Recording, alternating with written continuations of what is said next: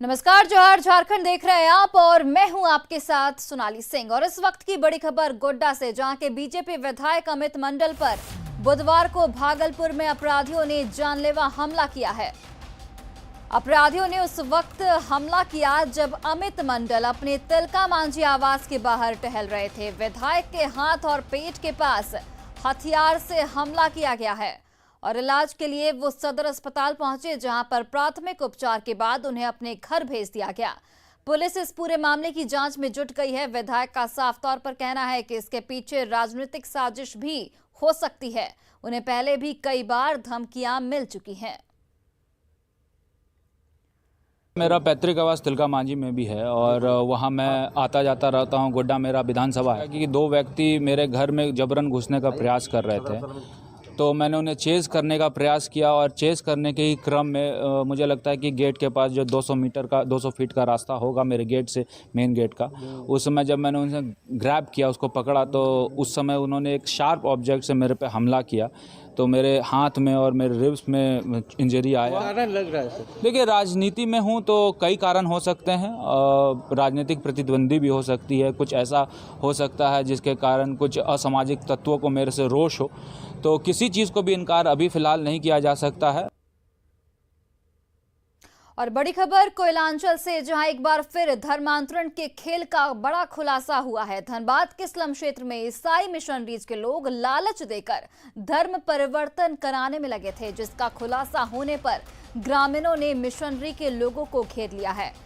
तो धनबाद में धर्मांतरण का खेल लगातार जारी है। ईसाई मिशनरी पर धर्म परिवर्तन करवाने का आरोप लगा है। शिक्षा और स्वास्थ्य सुविधा का लालच देकर धर्म परिवर्तन कराया जा रहा है। पुलिस को इस मामले की सूचना दे दी गई है, जिसके बाद पुलिस मौके पर पहुंची और सभी से पूछताछ की। हालांकि मिशनरी से जुड़ी महिला का दावा है कि वो सिर्फ गरीबों की मदद कर रही थी। मिशनरीज के लोगों ने जबरन धर्म परिवर्तन के आरोपों से इनकार किया। वहीं स्थानीय लोगों की माने तो अच्छी शिक्षा और स्वास्थ्य सुविधा का लालच देकर स्लम एरिया के लोगों को ईसाई धर्म की ओर आकर्षित किया जाता है। आपको बता दें कि इससे पहले बेलगड़िया में भी प्रलोभन देकर धर्म परिवर्तन की बात सामने आई थी, जिसके बाद जमकर बवाल हुआ था। पता चला कि आप कह रहे हैं कि प्रभु की शरण में रहेंगे तो किसी भी तरह का मतलब नहीं। अभी लेडी कोई नहीं बोला, कोई नहीं बोला, झूठ, एकदम झूठ है, कोई नहीं बोला। हम लोग धर्म परिवर्तन, मन परिवर्तन, जीवन परिवर्तन करने के लिए आ रहे हैं। हमारा कोई उद्देश्य नहीं कि हम धर्म परिवर्तन करें। धर्म परिवर्तन अपने आप लोग करते, अगर अच्छा लगता है तो। बच्चा को हॉस्टल में पढ़ाएंगे, लोगों को रोजगार देंगे, सिलाई मशीन जो है सिखाएंगे, यही सब प्रलोभन दे रहा था। एक सप्ताह पहले भी लोग आया था, राशन वाशन बांट रहा था। हमने चलो गरीब आदमी को कोई राशन बांट रहा है, तब तक पता नहीं चला। लेकिन आज जो है वहाँ के लोगों ने हमको फ़ोन किया, कुछ लोगों ने, 2 जर्मनी का लोग था, बाकी जो है यहाँ का लगा कि इंडियन लोग था। और वो लोग जो है कन्विंस करने आया था लोगों को, प्रार्थना सभा कराने का लोग का एक प्रोग्राम था। तो हमने जो है थाना प्रभारी घनूरी ओपी को फ़ोन किया, तो लोगों से पूछताछ किए थे। लोग बताए कि हम लोग चावल बांट रहे हैं और गरीबों का सहायता कर रहे हैं। ऐसा धर्म परिवर्तन के बाद में पूछा गया तो बताया कि नहीं, ऐसा कोई बात नहीं है। लोगों से पूछा गया तो लोग बताया कि नहीं, ऐसा बात ये लोग के द्वारा नहीं बोला गया है। ये लोग चावल और तेल लोग गरीब समाज के बच्चों को दे रहा है। और धनबाद से हमारे सहयोगी संजय गुप्ता फोन लाइन पर जुड़ गए हैं। संजय, देखिए, इस तरह के धर्म परिवर्तन के मामले अक्सर सामने आते हैं। मुख्य वजह क्या रहती है? क्या लोगों की गरीबी और अशिक्षित होने का फायदा उठाया जाता है? जाहिर सी बात है कि झारखंड में अभी भी अशिक्षा और गरीबी जो सबसे अधिक है, उसका ही फायदा ये ईसाई मिशनरी के लोग उठाते हैं और उन्हीं लालचों को देकर जो है तो धर्म परिवर्तन की तरफ लोगों को अपने तरफ संपर्क में लाते हैं और कहीं ना कहीं ये लोग कामयाब भी होते हैं। कल कोयलांचल में ये झरिया इलाके के मोहरी बांध में आए थे और सबसे बड़ी खास बात है कि 2 जर्मन फॉरेन के लोग भी उसमें शामिल थे, जो कि कहीं अभी तक देखा नहीं गया कि झारखंड में जर्मन के लोग भी आते हैं। तो कहीं ना कहीं इस अंदेशा से इनकार नहीं किया जा सकता है कि वो लोग धर्म परिवर्तन के उद्देश्य से आए थे। लेकिन लोगों की जो और समाज सेवी की जो जागरूकता है और उनकी जो सक्रियता है, उनके कारण ये जो धर्म परिवर्तन का जो इनका उद्देश्य था वो विफल हो गया। हालांकि वहां की पुलिस आई और उन लोगों से पूछताछ की, लेकिन उन्होंने कहा कि नहीं, हम यहाँ पर शिक्षा और लोगों को स्वास्थ्य और कुछ जो अनाज है वो वितरण करने आए हैं। लेकिन वहाँ के जो एक समाजसेवी है जो इस मामले में बहुत ही अधिक गंभीर होकर इसमें वहाँ पर उपलब्ध रहे, वहाँ पर लोगों से बातचीत की, तो उन्होंने बताया कि ये लोग हम लोगों को समझा रहे थे कि ईसाई धर्म में आप जाएं, इस तरह से मन की शांति और धर्म की शांति होगी। और इसी मामले में जब वहाँ के जो सिस्टर आई हुई थी उनसे भी बात की तो वो भी जवाब देने में बहुत ही लड़खड़ाती हुई महसूस हुई। वो भी अपने हालांकि गलती से या जैसे भी हो उन्होंने कहा कि हाँ, मन परिवर्तन धर्म परिवर्तन हो सकता है, अगर किसी को अच्छा लगता है तो वो धर्म परिवर्तन करेंगे। तो इस बात से इनकार नहीं किया जा सकता कि उनका उद्देश्य जो है धर्म परिवर्तन ही था। हालांकि लोगों की जागरूकता और सक्रियता कारण ये इनकार जो सो नहीं हो पाया, लेकिन फिर भी इन लोगों की अगर इन चीजों को सरकार और विभाग नहीं रोकती है तो इन लोगों की ये जो चीजें है वो रुकेगी नहीं। संजय, ऐसे में पुलिस भी कहीं ना कहीं कार्रवाई करने में पीछे रह जाती है, क्योंकि आए दिन ऐसे मामले सामने आते हैं। सबसे बड़ी बात है कि पुलिस के सामने अगर साक्ष्य नहीं रहते हैं तो वो जांच में उस चीज को आगे नहीं बढ़ा पाते और उसी का फायदा ये लोग उठाते हैं। अगर कोई इस तरह के मामले में शिकायत करेंगे तो पुलिस भी इसमें आगे बढ़कर कार्रवाई करेगी। हो सकता है कि हिरासत में लेने के पूछताछ करने से इनका जो एक सिंडिकेट है जो धर्म परिवर्तन को लेकर राज्य के कई जिलों में सफर करते हैं तो उनका भी पता चल सकता है। चलिए संजय, बहुत बहुत धन्यवाद तमाम जानकारियों के लिए। और इस वक्त की बड़ी खबर लखनऊ से, जहां रांची में बीजेपी नेता जीतराम मुंडा की हत्या के आरोपी इनामी अपराधी अली शेर को यूपी एसटीएफ ने ढेर कर दिया है। तो यूपी एसटीएफ को एक बड़ी कामयाबी मिली है। 1 लाख का इनामी अपराधी मारा गया है। अली शेर पर 1 लाख का इनाम था, साथ ही उस पर 40 से अधिक मामले भी दर्ज थे। यूपी एसटीएफ ने लखनऊ के मड़ियाव में अपराधी को ढेर किया है। तो रांची में बीजेपी नेता की हत्या का ये आरोपी था जिसे एसटीएफ की टीम ने ढेर कर दिया और इस पर 1 लाख रुपए का इनाम घोषित था। वहीं रांची के बरियातू थाना क्षेत्र में एक दिल दहला देने वाली घटना सामने आई है। रविंद्र नगर मोहल्ले में एक महिला और उसकी 1.5 साल की बच्ची का शव कमरे में झूलता मिला है। रांची से ये बड़ी खबर आपको बता रहे हैं, जहां पर महिला और उसकी 1.5 साल की बच्ची का शव कमरे में झूलता मिला। मामले की जानकारी मिलते ही बरियातू थाने की पुलिस और सदर डीएसपी मौके पर पहुंचे और शव को फंदे से उतारकर पोस्टमार्टम के लिए भेज दिया। मृतक का नाम रीता था। दरवाजा अंदर से बंद होने से पुलिस ने आत्महत्या की आशंका जताई है। हालांकि मौके से कोई सुसाइड नोट नहीं मिला है। मौत की वजह की जांच के लिए पुलिस पोस्टमार्टम रिपोर्ट और टेक्निकल एविडेंस रिपोर्ट का इंतजार कर रही है। का परिवार, उसकी वाइफ रीता और उसके 1.5 वर्षीय एक बच्ची है, वो यहाँ पे रह रहे थे। आज पुलिस को सूचना दी गई हल्दर महतो के द्वारा और पुलिस यहाँ पर आई और जब दरवाज़ा तोड़ के घुसी तो यहाँ पे उनकी वाइफ जो है रीटा महतो और बच्ची, ये दोनों हैंगिंग अवस्था में पाए गए। इसको उनकी वाइफ और बच्ची के बॉडी को पोस्टमार्टम के लिए भेजा गया है। और रांची से हमारे सहयोगी ओम प्रकाश फोन लाइन पर जुड़े हैं। ओम प्रकाश, क्या जानकारी इस पूरे मामले को लेकर? जी, फिलहाल बता दें कि जिस तरह से ये पूरा घटनाक्रम हुआ उसके बाद से पुलिस मामले की तफ्तीश में जुटी हुई है। हालांकि अब तक ये स्पष्ट नहीं हुआ है कि आत्महत्या ये अगर हुई है तो किन वजहों से हुई है। फिलहाल पोस्टमार्टम रिपोर्ट का इंतजार किया जा रहा है। वहीं जो पीड़िता के मृतका के परिजन हैं उनके भी आने की प्रतीक्षा की जा रही है, जिसके बाद पूछताछ के बाद ही पूरा मामला स्पष्ट हो पाएगा। तो पुलिस फिलहाल जो है इस मामले में साफ तौर से ये भी कहने से बच रही है कि आत्महत्या या फिर इस मौत की वजह क्या रही और इसके पीछे किसी का अगर हाथ है या फिर किसी तरह का दबाव है तो वो कौन सी वजह से दबाव है। और तो प्रकाश, चीजों पर फिलहाल जिस वक्त ये हादसा हुआ क्या उस वक्त घर में और कोई भी मौजूद नहीं था? क्योंकि महिला का पति कहाँ था उस वक्त? जी, महिला का पति एक डॉक्टर के वाहन को चलाता है और उस वक्त वो अपनी ड्यूटी पर ही था।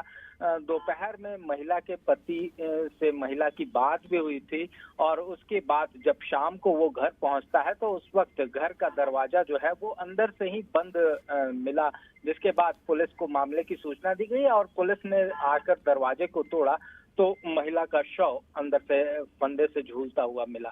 तो फिलहाल मामले में जो तफ्तीश है वो की जा रही है कि अगर ये आत्महत्या है तो किन वजहों से है और उसके पीछे क्या किसी का दबाव तो नहीं था। इन तमाम चीजों पर फिलहाल तफ्तीश जारी है और उम्मीद है कि जल्द ही मामले में जो तथ्य हैं वो उभर कर सामने आएंगे। जी ठीक है, चलिए ओम प्रकाश, बहुत बहुत धन्यवाद तमाम जानकारियों के लिए।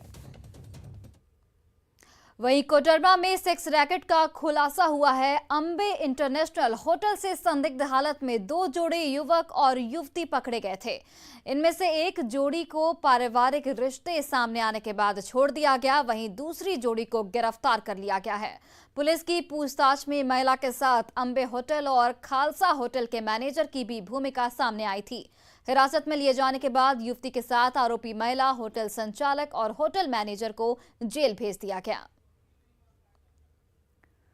2 महिला और 2 जेंट्स की गिरफ्तारी हुई है। आगे सर और कुछ खुलासा करने का क्या कार्रवाई होगा सर? कार्रवाई चारों लोग जेल भेजे जा रहे हैं। कार्रवाई सर आगे कुछ और कुछ बढ़ेगा, कुछ खुलासा होगा सर? और नहीं, अभी तक तो और लोग संलिप्तता नहीं पाई गई है, लेकिन जैसे जैसे हम लोग को मिलेगा हम लोग आगे कार्रवाई करेंगे। वहीं देखिए, देवघर में अम्हारा कंस्ट्रक्शन प्राइवेट लिमिटेड के बिहार, झारखंड सहित 6 ठिकानों पर एक साथ आयकर विभाग की टीम की छापेमारी जारी है, जिसमें लगभग 60 करोड़ की गड़बड़ी पाई गई है। देवघर में भी अम्हारा प्राइवेट लिमिटेड के ठिकाने अम्हारा कुंज में आयकर विभाग की ओर से कल दोपहर से ही छापेमारी की जा रही है। इनकम टैक्स की छापेमारी अभी भी जारी है। अम्हारा कुंज देवघर का जायजा लिया न्यूज़ 18 से हमारे संवाददाता मनीष दुबे ने। आयकर विभाग के द्वारा अमरा कंस्ट्रक्शन कंपनी के लगभग 6 ठिकानों पर एक साथ छापेमारी की गई। देवघर में भी अमरा कुंज में छापेमारी आयकर विभाग के द्वारा लगातार की जा रही है। कल दोपहर से ही ये छापेमारी शुरू हुई है और अब तक छापेमारी की ही जा रही है। लगभग 60 करोड़ रुपए की गड़बड़ी का मामला सामने आ रहा है, जिसमें कि देवघर समेत 5 अन्य जगहों पर भी छापेमारी कर ये मामला सामने आया है और अभी भी यहाँ पर छापेमारी चल रही है। और कुल आकलन जो है यहाँ का ये अब तक अभी साफ़ नहीं हो पाया है, लेकिन अभी इस वक्त जहाँ मौजूद हैं ये अमरा कुंज देवघर का है, जहाँ पर आयकर विभाग के द्वारा लगातार छापेमारी की जा रही है और अधिकारियों के द्वारा ये बताया जा रहा है कि जब तक पूरा मामला साफ़ नहीं हो जाता तब तक आंकड़ा का आकलन नहीं दिया पाएगा। मनीष दुबे, न्यूज़ 18, देवघर। धनबाद में अपराधियों ने हथियार के बल पर खदान में तैनात कर्मचारियों को बंधक बनाकर लूट की वारदात को अंजाम दिया। रामकनाली ओपी अंतर्गत बीसीसीएल एरिया 4 में रामकनाली कोलियरी के 3 नंबर खदान में अपराधियों ने धावा बोलकर लगभग 900 फीट केबल लूट लिया। बताया जा रहा है कि करीब 30 से 40 की संख्या में अपराधी खदान में अचानक दाखिल हुए और खदान में मौजूद कर्मियों को धारदार हथियार के बल पर बंधक बना लिया और खदान में रखे केबल को ले उड़े। उसके बाद हुआ क्या कि 1:10 में कब्जा करके सब केबल को ले लिया और ले करके फिर वहीं पर छीला भी। कब्जा करके करीब 30-40 के संख्या में था वो लोग और वहीं पर छील करके और वहीं पर से सब वो लोग जो है झोला में भरा और लेकर चला आया। झारखंड में डायन बिसाही की वजहों से होने वाली हत्या की घटना को रोकने के लिए झारखंड पुलिस ने मास्टर प्लान तैयार किया है। झारखंड पुलिस अब गांव में रहकर भ्रम जाल फैलाने वालों की पहचान कर उनके खिलाफ कार्रवाई कर रही है ताकि अंधविश्वास के जाल को तोड़ा जा सके।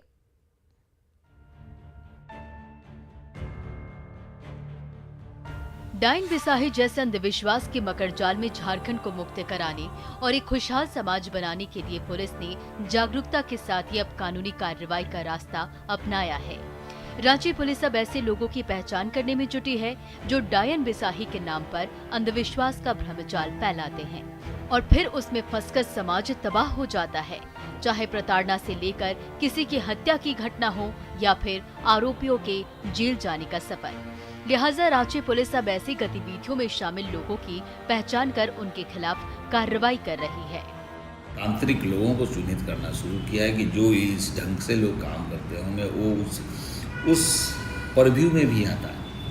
हाँ, उस परव्यू में ही डाइन मिसाइल के परव्यू में भी आता है।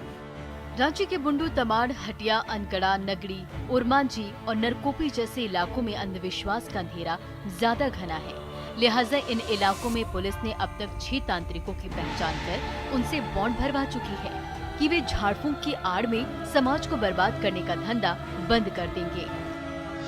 एक आंकड़े के मुताबिक झारखंड में 2015 से 2021 तक डायन बिसाही के आरोपों में 259 लोगों की हत्या हो चुकी है, जिसमें सबसे अधिक चाईबासा में 40, गुमला में 32, खूंटी में 29, सिमडेगा में 22 और रांची में 20 महिलाओं की हत्या हो चुकी है। जबकि इन 6 सालों में पूरे झारखंड में डायन बिसाही के आरोपों में प्रताड़ना के 4680 मामले दर्ज किए गए हैं। लेकिन कई बार कमजोर परिवार को दबाने और उनकी जमीन हड़पने के लिए भी दबंगों के द्वारा डायन बिसाही के आरोपों में ऐसी घटना को अंजाम दिया जाता है। कुछ नहीं है, अगर उसके पास काफी जमीन जायदाद है तो। मामला चाहे अंधविश्वास का हो या फिर कमजोर को दबाने के लिए दबंगों की करतूत का, पुलिस ऐसे मामलों में काफी गंभीरता से काम कर रही है और तांत्रिकों को चिन्हित करने के साथ ही जागरूकता कार्यक्रम भी चलाया जा रहा है। जो ब्लॉक्स है या जो हाट बाज़ार है उनमें भी जागरूकता के लिए पोस्टर्स इत्यादि चिपकाए गए हैं कि किस तरीके से ये कुप्रथा है और किस तरह से अंधविश्वास का फ़ायदा उठाकर कुछ लोग जो है अपने फ़ायदे के लिए इस तरह की घटनाओं को अंजाम देते हैं। केंद्र से रिपोर्ट तलब के बाद झारखंड पुलिस और सरकार डायन बिसाही के आरोपों में हत्या की घटना को रोकने के लिए नई रणनीति पर काम कर रही है। अब देखना होगा कि पुलिस की ये नई पहल कितना रंग लाती है। ओम प्रकाश, न्यूज़ 18, रांची। दिवाली को लेकर धनबाद की महिलाएं खास तरह के दिए बनाने में जुटी हैं। ये दीप पंचगव्य से निर्मित हो रहे हैं। इसमें खास बात होगी कि इस दीप का निर्माण गोबर, दूध, दही, घी, गौमूत्र और हल्की मुल्तानी मिट्टी से किया जा रहा है। जलने के बाद ये दीप मछली का चारा बन जाएगी, साथ ही खेत के लिए खाद का भी काम करेगी। धनबाद झरिया के पाटिया बस्ती की महिलाएं इस खास दीप के निर्माण में जुटी हैं। लॉकडाउन में 2 साल काम बंद रहा सर, सब कोई बेरोजगार घर में बैठा रहा, इसलिए हम लोग यूट्यूब में देखे सर कि गोबर का दिया बन रहा है, तो हम लोग सोचे कि क्यों ना हम लोग दिया बनाएं और आगे बढ़ाएं, घी को थोड़ा रोजगार को आगे बढ़ाएं। इसीलिए हम लोग सर इसको बनाने के लिए सर हम लोग सभी महिलाएं इकट्ठे हुए जुड़े हैं, हम लोग बना रहे हैं। देखिए आप लोग भी अगर ग्रुप बना के अगर बनाइएगा तो आप लोग का भी करना चांस है, तो आप लोग का भी कुछ बिजनेस होगा, कुछ अति होगा, तो हाँ फायदा भी है। जैसे कि हम लोग मिट्टी का दिया बनता है तो किसी का ज़मीन से मिट्टी कोड़ के लाएंगे तो उसका हानि होगा, गड्ढा हो जाएगा, तो वो वाला फायदा एगो हुआ, इसमें से वो नहीं होगा। फिर इसमें इसको अगर फेंकेंगे तालाब में या कहीं भी इसको भसाएंगे तो उसको मछली का आहार भी हो जाएगा, गल भी जाएगा। और फिलहाल इस बुलेटिन में बस इतना ही। आप देखते रहिए न्यूज़ 18 बिहार झारखंड।